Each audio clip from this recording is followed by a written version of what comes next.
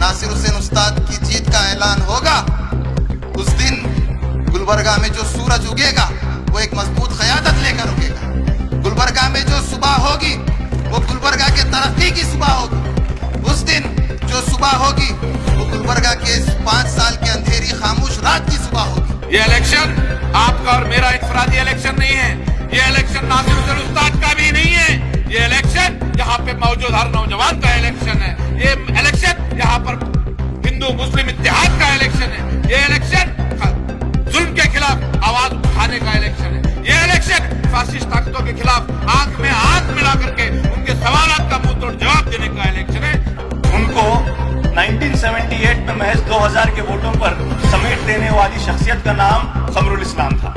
वो एक नौजवान, आप भी एक नौजवान, और आज वक्त आ गया है कि उस वक्त के नौजवानों की तरह आप भी एक इंकलाब बर्पा करें। जेडीएस पार्टी ने आने वाले असेंबली इलेक्शन को लेकर अपनी पकड़ और भी मजबूत कर दी है। शहर के कई सारी औरतें और बुजुर्ग जेडीएस पार्टी में शामिल हो रहे हैं, तो वहीं शहर के नौजवान नासिर हुसैन उस्ताद के सपोर्ट का ऐलान भी कर रहे हैं। ऐसे ही एक नौजवान सैयद मीरान इनामदार और उनके ग्रुप ने जेडीएस पार्टी को ज्वाइन किया Gulbarga north JDS MLA candidate Nasir Hussain Ustad के नेतृत्व में, और साथ ही नासिर हुसैन उस्ताद ने इन सभी को जेडीएस पार्टी के पोस्ट से भी नवाजा। और इनके साथ वार्ड नंबर 15 और 16 के नौजवानों ने आने वाले असेंबली इलेक्शन में भारी वोटों से नासिर हुसैन उस्ताद को जिता कर लाने का वादा किया। जेडीएस के यूथ लीडर सुफियान पटेल ने खुले अल्फाजों में इस बात का ऐलान किया कि इस ग्रुप के सभी नौजवान जेडीएस पार्टी को सपोर्ट करेंगे और आने वाले इलेक्शन में नासिर हुसैन उस्ताद को एमएलए बनाकर रहेंगे।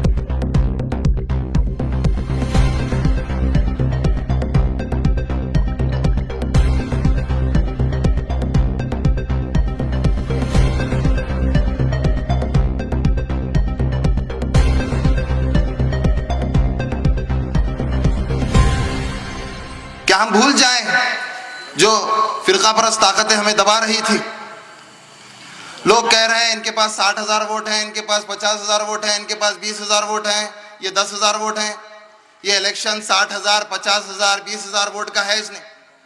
ये इलेक्शन 0 से शुरू हुआ था। क्या आपको लगता है जो आपने ऐसी एनआरसी में खामोशी जाहिर की थी उसके बावजूद भी अवाम आपका साथ देगी?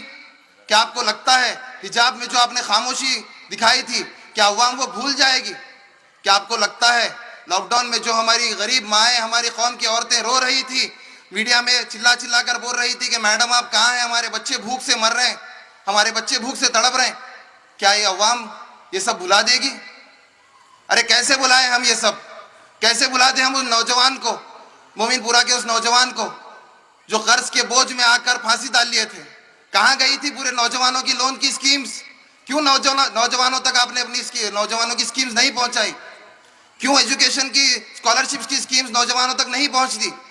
क्यों हमारी बहनें, हमारे स्कूल में पढ़ने वाले भाई क्यों लोगों के दरों पर ठोकर खाते हुए फिर रहे हैं, ऑफिसों के दरों पर ठोकर खाते हुए फिर रहे हैं? कहाँ गई केएमटीसी? क्यों आपने केएमटीसी पर आवाज नहीं उठाई? क्यों ये एजुकेशन स्कॉलरशिप्स लोगों तक अभी तक नहीं पहुंच रही? क्या आपने इन चीजों पर आवाज उठाई है? क्या आपने इन चीजों की फिक्र की है? जब गुलबर्गा की अवाम ने आपको चुनकर भेजा था असेंबली में, क्या वहां पर आवाज उठी? नहीं, बिल्कुल आवाज नहीं उठी। ये इलेक्शन, ये जो इलेक्शन है ये 1978 का इलेक्शन है। हमने तो 1978 का इलेक्शन नहीं देखा, पर मैंने अपने बड़ों से उस इलेक्शन के बारे में बहुत सुना है कि कैसे गुलबर्गा की अवाम ने मुत्तहिद होकर एक कमजोर क़यादत को गिराकर एक मजबूत क़यादत को उठाया था, कि कैसे गुलबर्गा की अवाम ने मुत्तहिद होकर कांग्रेस को गिराकर बिना दूसरी पार्टी का चेहरा देखकर जनाब कमरुल इस्लाम को अपना क़याद बनाया था। गुलबर्गा की अवाम कभी किसी पार्टी की गुलाम नहीं है। आप पार्टी की बात करना छोड़ दो, गुलबर्गा की अवाम कभी किसी पार्टी की गुलाम नहीं थी। जिस तरह 1978 में गुलबर्गा ने मुत्तहिद होकर एक कायद चुना था, एक क़यादत बनाई थी, इसी तरह गुलबर्गा वही इतिहास रच रहा है। पूरी गुलबर्गा की अवाम, पूरे गुलबर्गा के बिरादरी, दानिशमंद लोग, हम सब नौजवान, कमिटीज, ऑर्गेनाइजेशंस, सब एक क़यादत बनाने के लिए निकले हैं और सब नासिर हुसैन उस्ताद को सपोर्ट कर रहे हैं। इनकलाब आएगा। हम नौजवान इख्तिलाफ नहीं चाहते, हम नौजवान इनकलाब चाहते हैं। इनकलाब आएगा, मुझसे आएगा, तुमसे आएगा, हम सब से इनकलाब आएगा इंशाअल्लाह। इलेक्शन के बाद हमारे कायद नासिर हुसैन उस्ताद ही होंगे, और जिस दिन नासिर हुसैन उस्ताद की जीत का ऐलान होगा, उस दिन गुलबर्गा में जो सूरज उगेगा वो एक मजबूत क़यादत लेकर उगेगा। गुलबर्गा में जो सुबह होगी वो गुलबर्गा के तरक्की की सुबह होगी। उस दिन जो सुबह होगी वो गुलबर्गा के इस 5 साल के अंधेरी खामोश रात की सुबह होगी। 10 मई को जो इलेक्शन है उसमें 3 नंबर को दबाना है, गुलबर्गा को बचाना है। 3 नंबर को दबाना है, गुलबर्गा को बचाना है, उस्ताद को जिताना है, गुलबर्गा को बचाना है। यहाँ पर कसीर तादाद में नौजवान यहाँ पर मौजूद है। मैं इतना ही कहना चाहता हूं कि ये इलेक्शन नौजवानों का इलेक्शन है। कोई भी इनकलाब नौजवानों के बगैर नहीं आया है। नौजवानों में वो जोश, वो ताकत, वो हिम्मत, वो जुर्रत होती है कि वो बेबाकी के साथ, हक का साथ, सच का साथ देते हैं। नौजवान उस बहते हुए पानी के मानिंद हैं जो सूखे बंजर जमीन को हरियाली से भर देते हैं, फसल भर देते हैं। आज जरूरत इस बात की है कि आप नौजवान इस गुलबर्गा शहर में होने वाले इस तारीखी इंतखाबात के अहम किरदार को निभाना है, अपने आप को जिम्मेदार बनाना है, अपने आप को इन 5 साल दौर इक़्तिदार में जो मामलात हुए हैं आपने उसको महसूस किया है, देखा है। सुफियान भाई ने बड़े अच्छे अंदाज में आपके बीच में बात रखी। मैं चाहता हूं कि आप इस इलेक्शन को एक चैलेंज की तरह लेंगे कि नहीं लेंगे? इस इलेक्शन को अगर आप चैलेंज की तरह लेंगे तो दुनिया की कोई ताकत हमको जीत से नहीं रोक सकती। यह मैं आपको दावे के साथ कहना चाहता हूं, दावे के साथ। हिसाब किताब की बात नहीं है, वोट बैंक की सियासत की बात नहीं है। मैं पहले इलेक्शन में लड़ा एक नई पॉलिटिकल पार्टी से जिसका वोट बैंक भी 0 था। पहले इलेक्शन में दूसरे नंबर पे आया। कमरुल इस्लाम साहब पहले इलेक्शन में एक नई पॉलिटिकल पार्टी से आए, सिटिंग एमएलए को 2000 वोट पे सीमित किए। तो वो हिसाब किताब में मत जाइए, हमको एक नया इनकलाब पैदा करना है। बस हो गई है हमको खामोशी की ये सियासत, हिकमत के नाम पर बुज़दिली की सियासत। बेशक हमको हिंदू, मुसलमान, सिख, ईसाई भाइयों की तरह जीना है, मगर यह इंसाफ नहीं है, यह हमें मंजूर नहीं है कि हमारे खिलाफ कोई बात करता है, हमारी शरीयत के खिलाफ कोई बात करता है, हमारी बहनों के लिबास की तरफ कोई बात करता है, हमारे इबादत घरों की तरफ कोई उंगली उठाता है, हमारे अजान के ऊपर सवाल उठाए जाते हैं, और हम खामोश बैठ करके तमाशा देखते रहे इस खौफ के साथ कि अगर हम बात करेंगे तो पोलराइजेशन हो जाएगा और बीजेपी को ताकत मिलेगी। नहीं, आज जरूरत इस बात की है कि हमें पूरा यकीन है कि हम अगर बात करेंगे तो हमारे हिंदू भाई भी समझेंगे कि ये काम बर्दाश्त करने के लिए नहीं है। हम उस मुल्क के उतने ही हिस्सेदार हैं जितने दूसरे मजहब के लोग। क्या बात है कि मुसलसल तौर पर हम पे अटैक किया जाता है, बर्दाश्त करना नहीं है। एक नई तारीख को जीना है। हमारे बुजुर्गों ने 1978 के अंदर एक नौजवान को उन्होंने मौका दिया। आज आपके हाथ में वो जिम्मेदारी है, आपको इस जिम्मेदारी को लेना है, आपको उस चैलेंज को लेना है। अगर आप ये सोच रहे हैं कि नासिर भाई ने मुझे बात नहीं की, मजहर साहब हमको लाइट लिए, नासिर भाई हमको नहीं पहचानते, तो मैं आपको बोल रहा हूं कि आपको 25-30 साल तक इस छोटी सी गलती का खामियाजा भुगतना पड़ सकता है। 25-30 साल तक। यह इलेक्शन आपका और मेरा इनफरादी इलेक्शन नहीं है, यह इलेक्शन नासिर हुसैन उस्ताद का भी नहीं है। यह इलेक्शन यहाँ पे मौजूद हर नौजवान का इलेक्शन है। ये इलेक्शन यहाँ पर हिंदू मुस्लिम इत्तेहाद का इलेक्शन है। ये इलेक्शन जुल्म के खिलाफ आवाज उठाने का इलेक्शन है। ये इलेक्शन फासिस्ट ताकतों के खिलाफ आंख में आंख मिला करके उनके सवालात का मुंह तोड़ जवाब देने का इलेक्शन है। इस इलेक्शन को आप अपना इलेक्शन समझेंगे इंशाअल्लाह। इस नौजवानों की टोली, इस नौजवानों की इतनी ज्यादा तादाद में हमने समझा कि एक छोटी सी ग्रुप मीटिंग होगी, मगर अल्हम्दुलिल्लाह इतने कसीर तादाद में नौजवान मौजूद हैं, अभी आ रहे हैं। मगर मैं माजरत चाहता हूं, हमारे भाई सैयद मदर एडवोकेट साहब यहां पर मौजूद हैं, वो आपके बीच में बात रखेंगे, इत्मीनान से रखेंगे। आपसे गुजारिश है कि आप यहीं पे बैठ जाएं।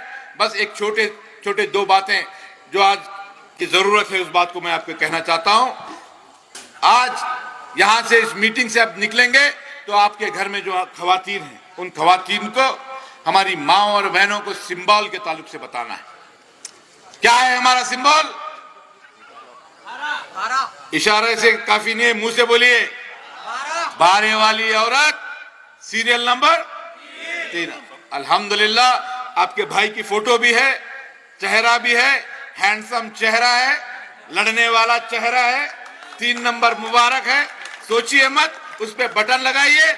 हमारी माँ और बहनों को भी कहिए कि ये जो चेहरा है, ये चेहरा हमारी इज्जत का चेहरा है, हमारी हिम्मत का चेहरा है, हमारी जुर्रत का चेहरा है, हमारी ताकत का चेहरा है, गुलबर्गे की तरक्की का चेहरा है। इंशाअल्लाह ताला 10 तारीख के शाम के 6 बजे तक, सुबह से लेकर शाम तक 10 तारीख का सबसे अहम दिन, 10 तारीख तक आपको मेहनत करनी होगी।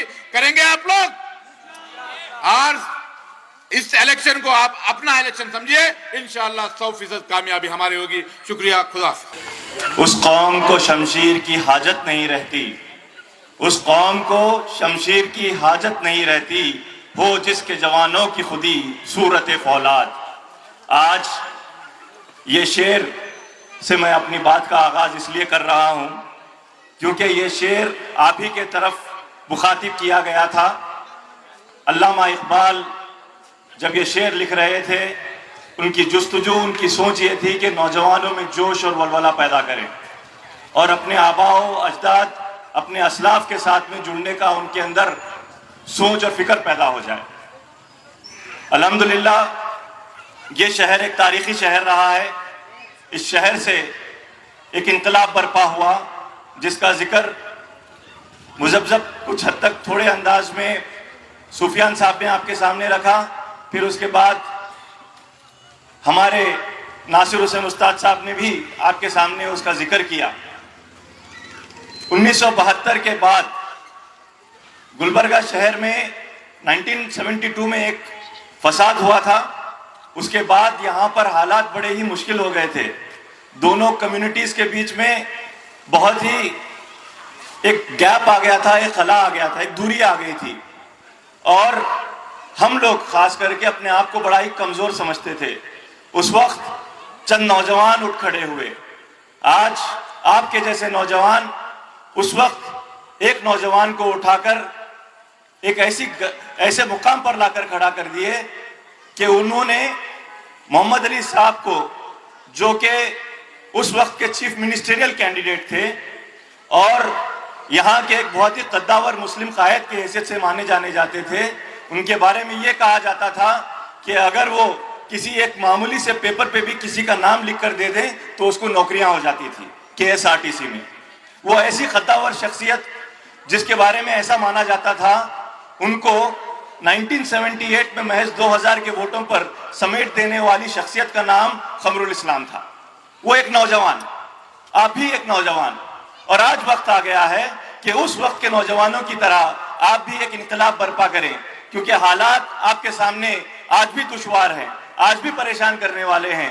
आज हमारे नौजवानों को कहीं पर बेरोजगार किया जा रहा है, कहीं पर अगर नौकरियां कर भी रहे हैं तो उनको डर और खौफ के माहौल में जीना पड़ रहा है कि कहीं कुछ ना हो जाए, हमारे आसपास रहने वाले लोग हम ही को कोई परेशानी के हालात में ना मुब्तला कर दें, कोई परेशानी के हालात हमारे लिए ना पैदा कर दें। ऐसे डर और खौफ के माहौल को निकालना आज बहुत जरूरी है। और जब कभी भी ऐसे हालात पैदा होते हैं जहां पर डर और खौफ के अपने अंदर, अपने मिजाज में कमजोरियां पैदा करने वाली ऐसी सोच पैदा हो जाती है, तो ऐसे हालात में एक मजबूत लीडर को लाना बहुत जरूरी हो जाता है। आपके कौम में, आपकी कम्युनिटी में जहां जहां पर भी, जब भी कोई कौम अपने आप को कमजोर महसूस करती है तो अपने नुमाइंदों को, अपने कम्युनिटी के लीडर्स को देखती है। लिंगायत कम्युनिटी अपने लीडर को चुनती है, कुर्बा कम्युनिटी अपने लीडर को चुनती है। येदियुरप्पा साहब लिंगायत के सबसे बड़े कद्दावर लीडर, कुर्बा कम्युनिटी के सबसे बड़े कद्दावर लीडर सिद्धरामैया साहब। ऐसे लीडर्स हर कम्युनिटी में रहते हैं, लेकिन क्या बात है कि पार्टियां मुस्लिम लीडर्स को आगे बढ़ने का मौका नहीं देना चाहती, आगे बढ़ने से उन्हें रोकती है। आज यही हालात है गुलबर्गा शहर में। गुज़िश्ता 5 सालों में जो हालात, जो परेशानियां गुजरी हैं, वो मुश्किलों को, वो परेशानियों को अगर देखा जाए, जैसे कि अलंत का मसला हुआ, CAA-NRC का 1.5 लाख का मजमा जब निकला था नगरेश्वर स्कूल से, आपके जैसे नौजवान उसके अंदर कसीर तादाद में थे और नासिर हुसैन उस्ताद साहब को एक लीडर की हैसियत से आगे बढ़ाने का आप लोगों ने काम किया था। ना सिर्फ